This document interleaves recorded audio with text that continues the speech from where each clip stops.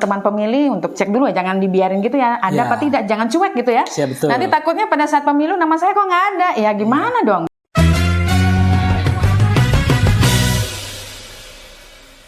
Oke, salam jumpa teman pemilih. Senang sekali saya Ani dari Komisi Pemilihan Umum Kabupaten Tabanan kembali berjumpa dengan Anda tentu saja dalam Ngidu, ngobrol asik sadar pemilu. Dan pastinya saat ini kita hadirkan teman spesial nih buat teman pemilih Anda di rumah. Ada Bapak Sugina yang pastinya sibuk berjibaku terkait dengan data. Iya, Om Swastiastu. Om Swastiastu Bu Ani. Ya, ini tetap fit beliau ya. Sekarang ini tambah kurus nih. Nggak tahu, kemarin agak gendut sedikit, sekarang sudah berkurang. Mungkin karena padat ya, ngurusin data ya. Siang malam ngitung waktu ya. Iya, kita ada libur, kita jadi on the track terus setiap hari. Oke, jadi dalam rangka untuk mewujudkan integritas data 24 jam. Yes, integritas juga data pemilih yang berkualitas pastinya ya. Oke, beberapa waktu lalu kita sudah informasikan terkait dengan tahapan-tahapan tentang pemutahiran data pemilih ya. Jadi sudah sampai di DPS. Betul. Oke, dan pastinya sekarang sudah ditempel di masing-masing desa. Ya, dan ini pastinya ada pertanyaan nih, apa tujuannya ditempel gitu loh ya. Kita tanyakan langsung sama Pak Sugina nih seperti apa. Ya, baik teman pemilih, halo teman pemilih dimanapun berada. Tujuan penempelan DPS yang sudah kita tempelkan di 133 desa di Kabupaten Tabanan, salah satunya adalah untuk mendapatkan tanggapan dari masyarakat. Jadi kita juga sudah membuka posko layanan atau posko tanggapan masyarakat di semua desa, di 133 desa dan 10 kecamatan. 133 desa, sesuai dengan jumlah desa kita yang di Tabanan ya. Jadi silakan nih masyarakat pemilih, maksudnya teman-teman pemilih untuk cek dulu ya, jangan dibiarin gitu ya, ada apa tidak, jangan cuek gitu ya. Nanti takutnya pada saat pemilu nama saya kok nggak ada, ya gimana dong ceritanya. Nah, terus gimana? Jadi mekanisme tanggapan masyarakat yang pertama adalah kalau ada Bapak Ibu atau kawan-kawan semua atau adik-adik semua warga Tabanan yang belum terdaftar sebagai pemilih. Jadi kita nanti dalam tanggapan itu ada form tanggapan yang kita siapkan di masing-masing posko. Jadi nanti untuk pemilih baru kalau memang belum masuk pemilih. Kemudian yang kedua adalah pemilih yang tidak memenuhi syarat. Jadi misalnya ada di DPS itu ada nama pemilih ini masih tercantum padahal orangnya sudah meninggal. Itu bisa juga diberikan tanggapan kepada kita.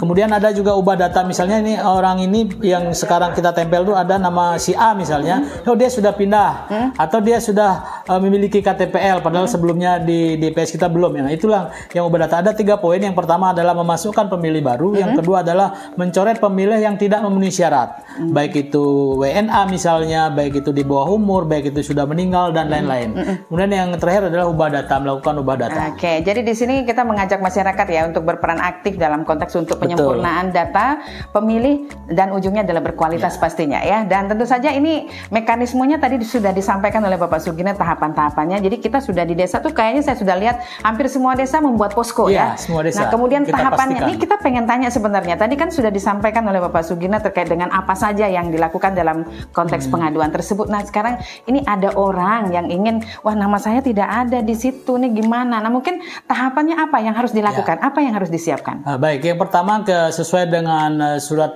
dinas dari KPU RI yang 348. Jadi kita juga sudah tindak lanjuti di KPU Kabupaten Tabanan dengan surat 764. Jadi kita sudah turunkan secara teknis mekanisme tanggapan masyarakat. Yang pertama, pemilih atau warga bisa datang ke posko, kemudian mengecek dulu data data pemilihnya. Bawa KTPL? Boleh, harus KTPL bawa KK. Jadinya gini, intinya dalam memberikan tanggapan masyarakat itu harus disertai dengan bukti autentik biar tidak ujuk-ujuk atau tidak sembarangan. Jadi kita harus ada bukti autentiknya bahwa orang ini meninggal tentunya dengan akte kematian. Orang ini belum masuk tentunya dengan KTPL. Jadi tidak ujuk-ujuk juga kita bisa lakukan perubahan atau mentembes orang. Jadi harus bukti autentik.